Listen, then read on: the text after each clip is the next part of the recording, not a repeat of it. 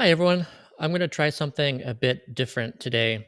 Instead of just doing an audio version of my articles for my podcast channels, I think I'm just going to try doing a video version of this, of my reading an article. And so you can see me reading it, and maybe I'll provide some commentary additionally as I read it. And we'll just see how it goes.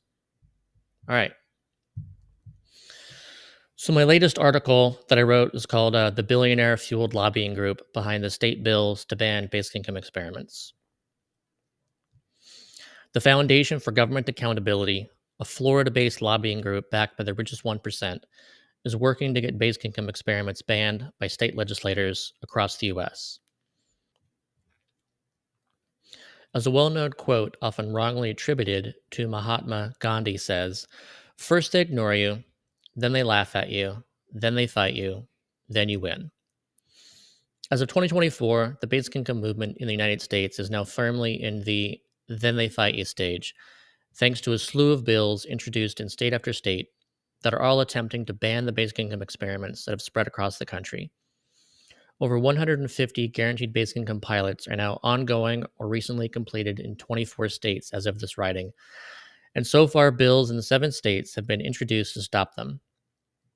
All of the bills are the result of efforts by the Foundation for Government Accountability, or FGA, a lobbying group with a billionaire-fueled junk science record every American should know about. First, to bring every reader up to speed, basic income, or UBI, is a periodic cash payment unconditionally delivered to all on an individual basis without means test or work requirement. Although such payments without conditions already exist upon a mountain of evidence, post-2020, experiments have exploded in cities across the U.S. thanks to the efforts of Mayors for Guaranteed Income, which was founded in 2020 by former Mayor Michael Tubbs after the success of the pilot in Stockton, California, that provided $500 a month to 125 people for 2 years. The biggest findings there were that full employment grew at twice the rate of the control group, and mental health improved significantly. Yes, despite the common fear that people provided basic income would work less, in Stockton they worked more, and the mental health impact was comparable to medication. Since the Stockton pilot ended, there have been dozens of other completed pilots with completed reports, all of which report the same general findings over and over again. Employment does not go down to any worrisome degree, and often actually goes up, with people finding better jobs and better pay. And where wage work is reduced, people invest in schooling or pursue unpaid work or self employment. With each experiment's results, the case for UBI becomes stronger, and it's clear that some very wealthy people don't like those results. In March of 2021, and again in late 2022, Texas became the first state to attempt to stop more results. House Bill 4550 in 2021 and then House Bill 553 in 2022 both included the following wording: prohibition on providing universal basic income. In this section, universal basic income means unconditional cash grants of equal amounts issued on a regular basis to individual residents of a political subdivision. The term includes a basic income, monthly income, or minimum income paid to each individual resident of the political subdivision without regard to the individual's circumstances. Notwithstanding any other law, a political subdivision may not adopt or enforce an ordinance, order, or other measure providing for a universal basic income. Both bills died in committee. In January 2024, a different approach was taken, with a request for the Texas Attorney General to declare such pilots as unconstitutional. It should be noted that as of February 2024, there have been 7 basic income pilots launched in Texas. One of those that took place in Austin has already published its results. It found that a payment of $1,000 a month to 135 people for 1 year led to 9% of participants working less and 7% working more. And of those who worked less, half upskilled for better future jobs, and half chose unpaid care work. Housing security also significantly increased, as did food security. Participants lived in better housing and ate more balanced meals, and they also felt significantly more connected to the people and places in their neighborhoods. A ban would have prevented these findings. In April of 2023, Wisconsin became the next state to attempt to stop more results. At the time, there was a pilot in the city of Madison that wasn't quite done yet, where 155 parents of kids under age 18 got $500 a month for 1 year. The bill would not have stopped that pilot because it was privately funded, but the bill was written to stop any future pilots from using any state funds to test, quote, regular periodic cash payments that are unearned and that may be used for any purpose, unquote. The bill passed the Wisconsin House and Senate and died by veto by Governor Evers. In 2024, the anti-UBI bill floodgates opened, starting with Iowa in January and followed in quick succession by West Virginia, South Dakota, Arizona, and Arkansas in February. All of them introduced bills of their own to stop basic income pilots, all with similar language. At this point, it became clear that a lobbying organization of some kind was behind the bills, something like the American Legislative Exchange Council, that writes bills for legislators to put their names on and pass into law. In my research to discover the group responsible, I found it's the Foundation for Government Accountability, which led down a rabbit hole of dark money and a slew of harmful bills desired by the 1% to reduce their taxes and reduce the power of the 99% to stand in their way. So who is the FGA? The Foundation for Government Accountability was founded in Florida in 2011 by Taryn Bragdon after cutting his chops in Maine at the Maine Heritage Policy Center, and then as advisor to Maine's governor, LePage.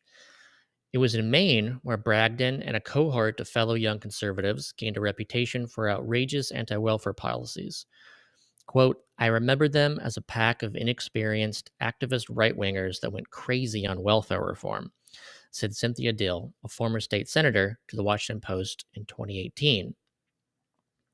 Quote, it galled me that they had no expertise whatsoever in health and human services, but were appointed to places of power by the LePage administration.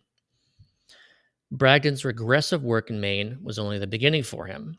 He went on to export that work to every state he could, and even the federal government too, starting in 2017, when the FGA attempted to expand the work requirements for SNAP to even include parents and limit waivers for states regardless of unemployment rates. The FGA reports now having relationships with 450 policymakers across the country. Bragdon has described FGA's goal as wanting to return America to a country where entrepreneurship thrives, personal responsibility is rewarded, and paychecks replace welfare checks. And that their approach is to really tackle one big issue: how to give more Americans the life-changing power of work at both the state and federal level. At this point, I will remind readers or listeners that universal basic income is quite different than welfare and how it doesn't get pulled away with work, which is why so many UBI pilots show increased employment for recipients, since all wages from work increase their total income. Whereas with conditional welfare, they can be left barely better off financially or even worse off. Means-tested welfare creates cliff effects, and cliff effects disincentivize work. I'll also mention that if someone's goal is thriving entrepreneurship, it should be considered very intriguing how often UBI pilots show large increases in entrepreneurship. That is, it should be interesting to those who truly value empirical evidence.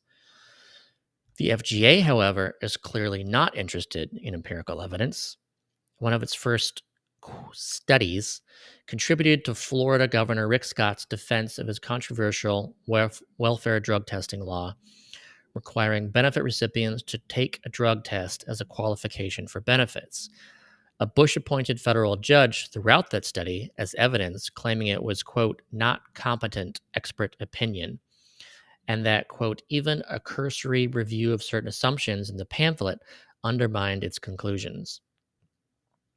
Florida's law requiring drug tests for welfare applicants ended up identifying only 2.6% testing positive, significantly lower than the general population's rate of 8.13% in Florida. This directly contradicted justifications for the law, which also proved financially wasteful. Florida spent over $118,000 reimbursing those who tested negative, exceeding any program savings and resulting in a net cost exceeding $45,000. It cost more to imply the condition than it saved. It should also be noted that studies of unconditional cash programs tend to show a net reduction in drug use. In 2016, the FGA touted a study from Kansas of work requirements on SNAP, which was panned by both liberal and conservative economists alike for cherry-picking data. Quote, work requirements should be based on credible evidence and attention to policy details, the exact opposite of what FGA produces, tweeted Peter Germanis, a conservative economist who served in the Reagan and Bush administrations, who went on to tweet, quote, Taryn Bragdon bases his arguments to support work requirements on the junk science produced by the FGA. No serious researcher would accept their claims. Although the FGA itself is a 501c3 that is prohibited from lobbying, it has a 501c4 lobbying arm, FGA Action, which operates as the Opportunity Solutions Project, or OSP. Taryn Bragdon is the CEO of both the FGA and OSP. With an annual budget that has been steadily rising from $212,000 in 2011 to over $14 million in 2022, the FGA has been busy attracting a pool of wealthy benefactors as it has pursued expanded work requirements for everyone in all government assistance programs, aka universal work requirements, the rolling back of child labor protections, the expansion of measures to restrict the vote and ban ranked choice voting, and the derailing of citizen-led ballot initiatives to protect abortion rights, raise the minimum wage, or expand Medicaid by pushing for all ballot initiatives to require 60% of the vote instead of a simple majority. And their newest battle is against unconditional basic income because of its lack of conditions. It was on February 13th, 2024, that the FGA went public about its opposition to UBI with the publication of its paper, Why States Should Ban Universal Basic Income Schemes.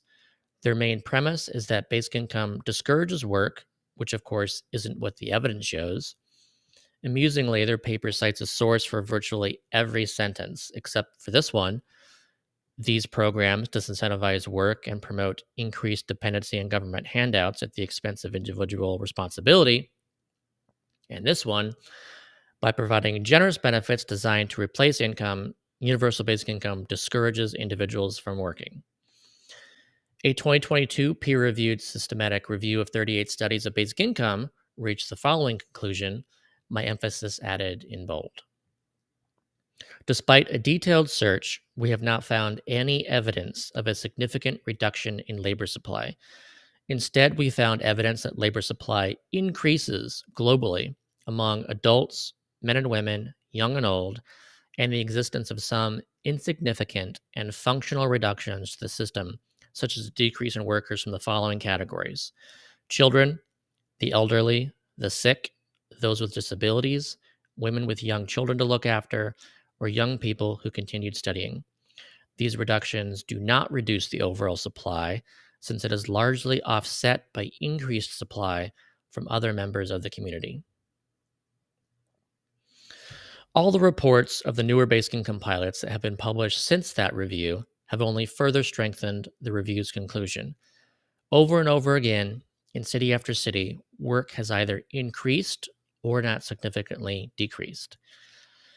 The FGA anti-UBI paper also compares the boosted unemployment insurance payments during the pandemic to UBI, which anyone who understands UBI knows is quite different. Paying people on the condition they remain unemployed is not at all the same thing as paying people regardless of their employment status. One creates a work disincentive and the other doesn't. It is this difference that all the latest generation of pilots are testing. What happens when someone gets to keep a payment in addition to their paycheck instead of losing it? The basic income pilots are answering that question using the scientific method to compare treatment groups to control groups. A week after FGA published its anti-UBI paper and planted an op-ed in the Dallas Morning News, just as it and similar groups often do as part of their overall strategy. The op-ed made no mention of the positive results of the pilot in Texas that had just been published a month prior. Instead, it made claims based on the pilots from the 1970s, which were quite different in design, and although do have something to tell us about basic income, need to be looked at in their full context. Like, for example, the high marginal tax rates above and beyond 50% that they tested, and the fact that self reporting working less meant a larger payment.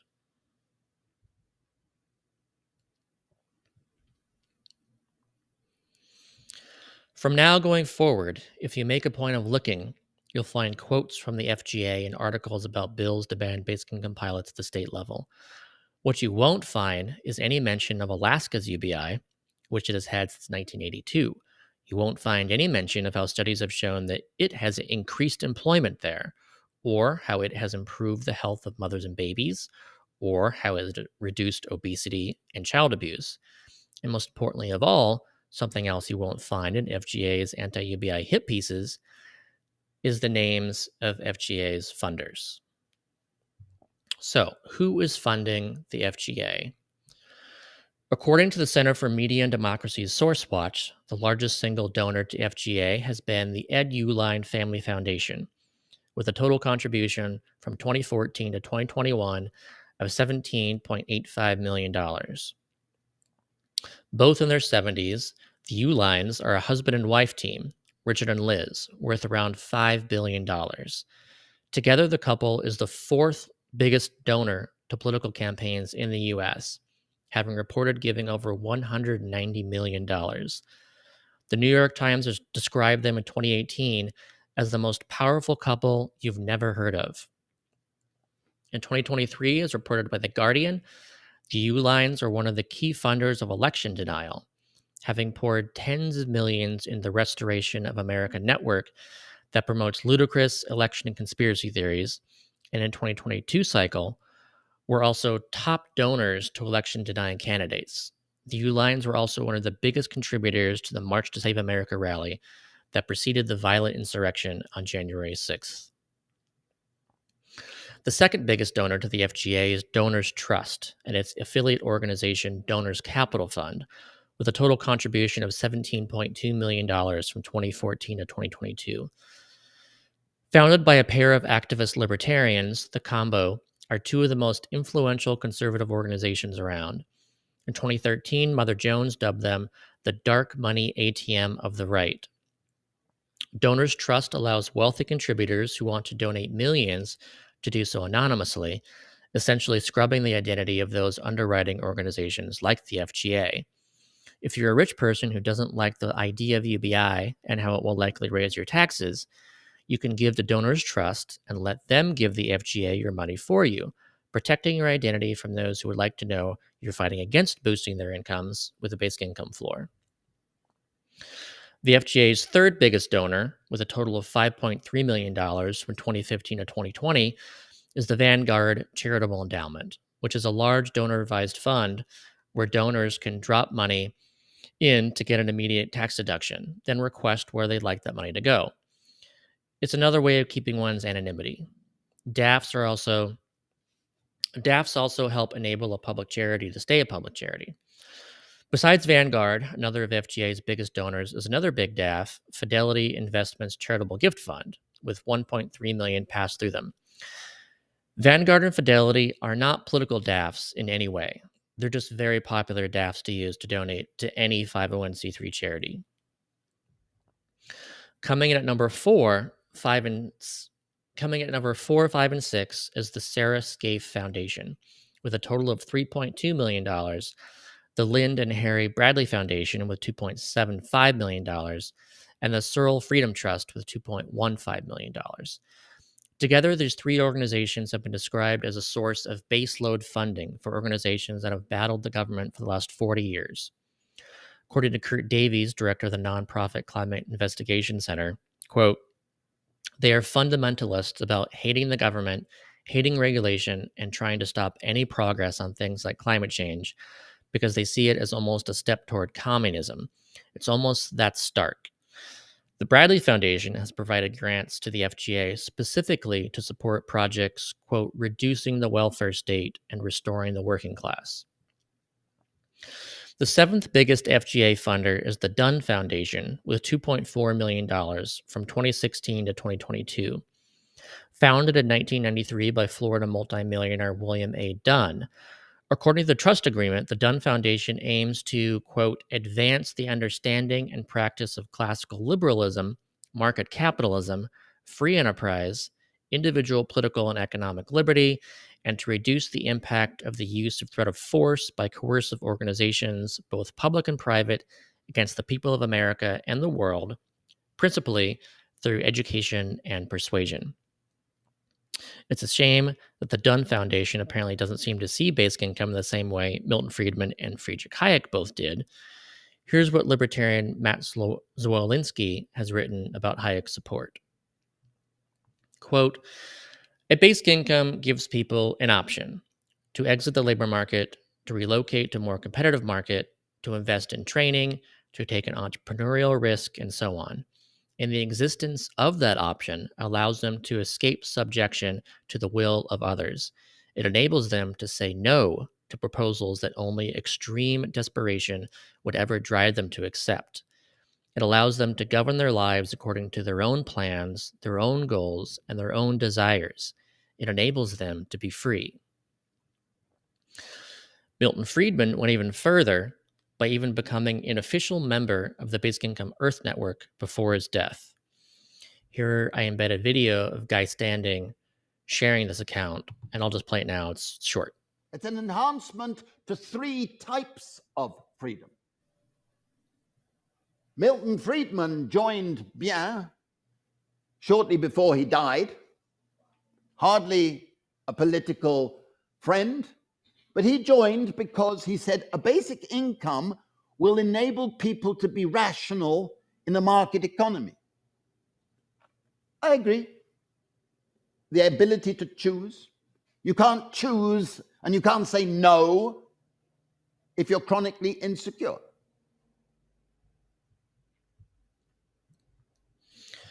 So yeah, again, both Milton Friedman and Friedrich Hayek were for basic income.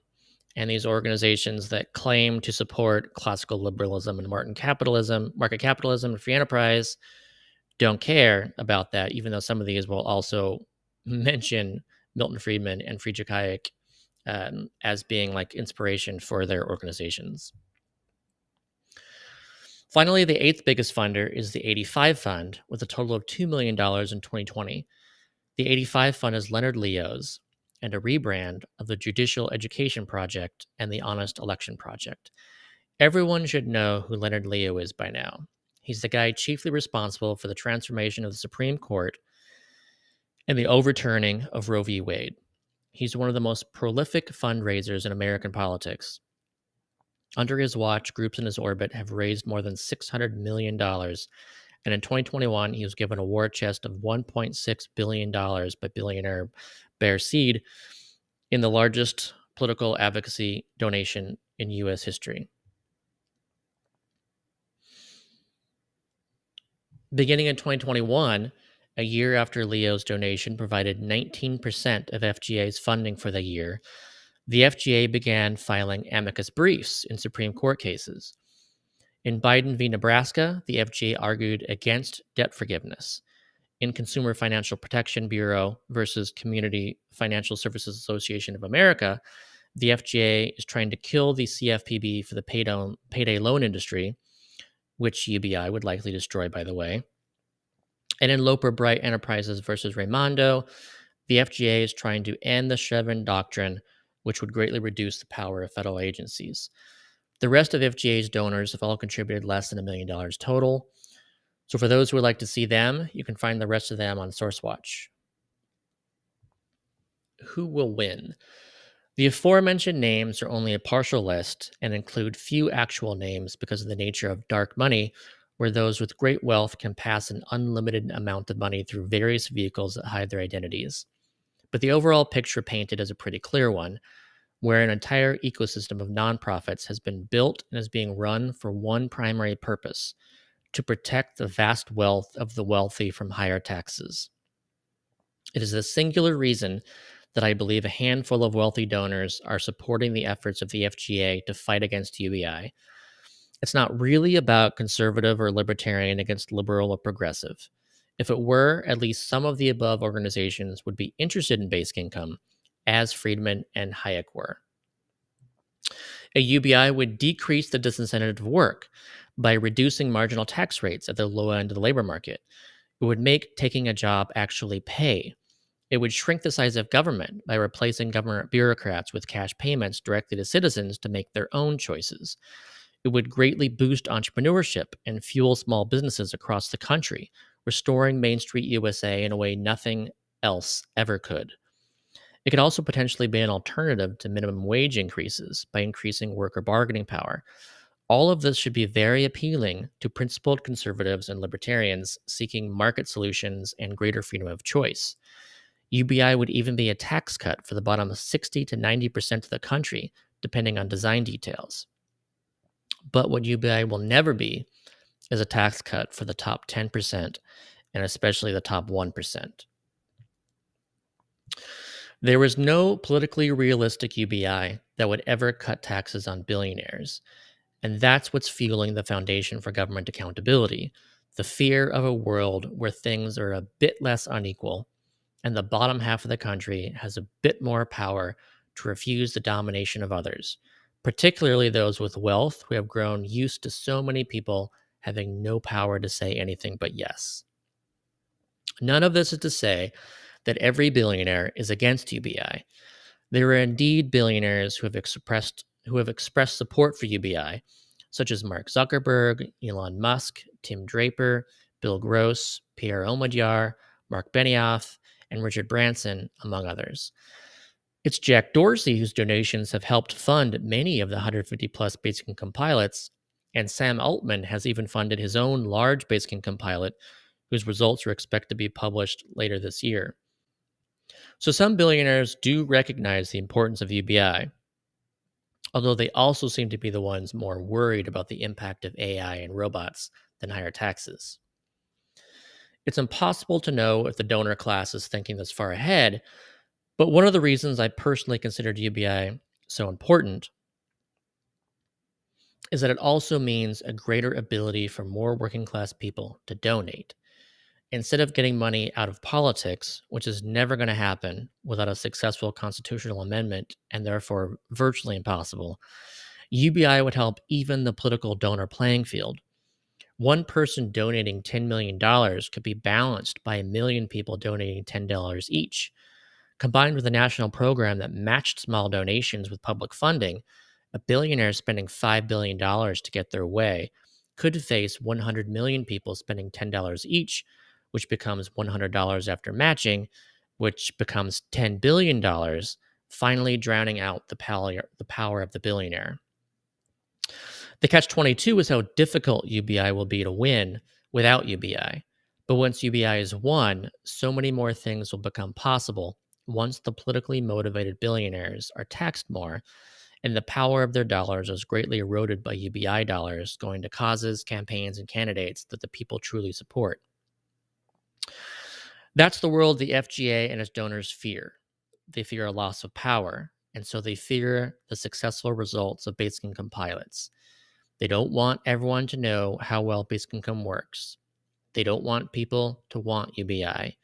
A world full of people empowered by unconditional basic income scares them. As for me, I'll see you in that world because I'm never stopping until we're all in it. Always remember what comes after, then they fight you, is then you win.